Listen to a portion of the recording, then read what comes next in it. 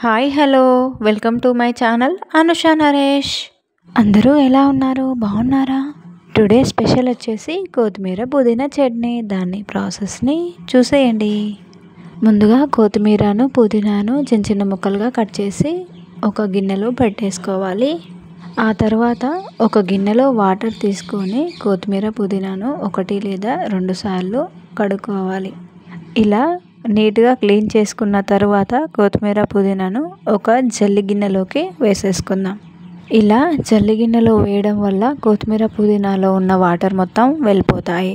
కొత్తిమీర పుదీనాను పక్కకు పెట్టేసుకొని ఆ తర్వాత అదే గిన్నెలో ఇంకొన్ని వాటర్ కూడా తీసేసుకుందాం. ఆ తర్వాత పచ్చిమిర్చీలను తొడిమెలు తీసుకుందాం. తీసుకున్న తర్వాత నీట్గా కడిగి వాటిని కూడా చిన్న చిన్న ముక్కలుగా కట్ చేసి ఒక ప్లేట్లోకి అయితే వేసేసుకోవాలి. ఆ తర్వాత టమాటో ముక్కలను కూడా నీట్గా క్లీన్ చేసుకొని ఆ తర్వాత మీడియం సైజులో ముక్కలను అయితే కట్ చేసుకుందాం. టమాటోలను కట్ చేసుకున్న తర్వాత ఒక గిన్నెలోకి అయితే వేసేసుకుందాం.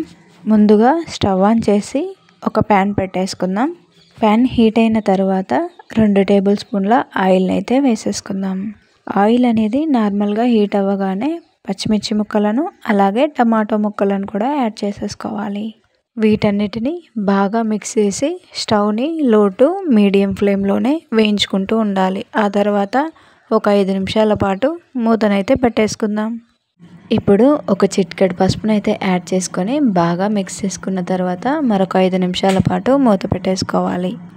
పచ్చిమిర్చి మరియు టమాటో ముక్కలలో పచ్చివాసన పోయేంత వరకు ఆయిల్లో అయితే బాయిల్ చేసుకుంటూనే ఉండాలి. టమాటో పచ్చిమిర్చి అనేది 70% బాయిల్ అయిన తర్వాత మనం ముందుగా కట్ చేసి పెట్టుకున్న కొత్తిమీర పుదీనాను కూడా యాడ్ చేసేసుకుందాం. దీనిని కూడా ఒక 10 నిమిషాల పాటు లో టు మీడియం ఫ్లేమ్లోనే వేయించుకుంటూ ఉండాలి. ఈరోజు మీరు ఏం స్పెషల్ చేసుకున్నారో కామెంట్ చేయండి. కామెంట్ బాక్స్లో మాట్లాడుకుందాం. కొత్తిమీర పుదీనా అలాగే టమాటో పచ్చిమిర్చి అనేది మినిమం 90% ఉడికాయి కదా. ఇప్పుడు కొంచెం చింతపండును కూడా యాడ్ చేసేసుకుందాం.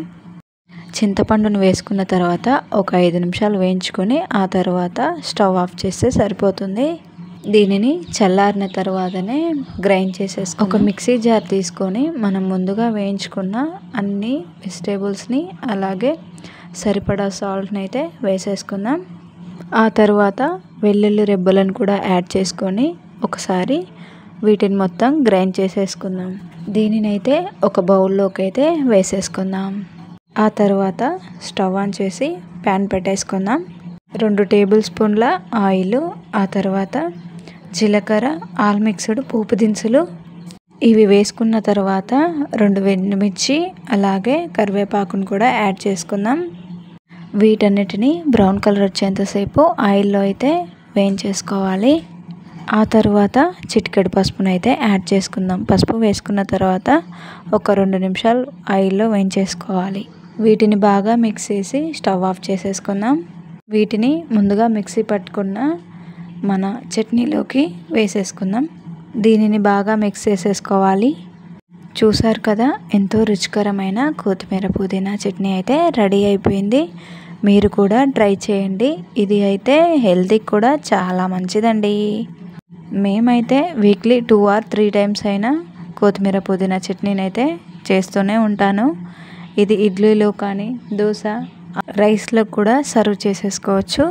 కొత్తిమీర పుదీనా చట్నీని చూస్తుంటే తినాలనిపిస్తుంది కదా. ఈరోజు తప్పకుండా మీరు కూడా ట్రై చేయండి ఫ్రెండ్స్.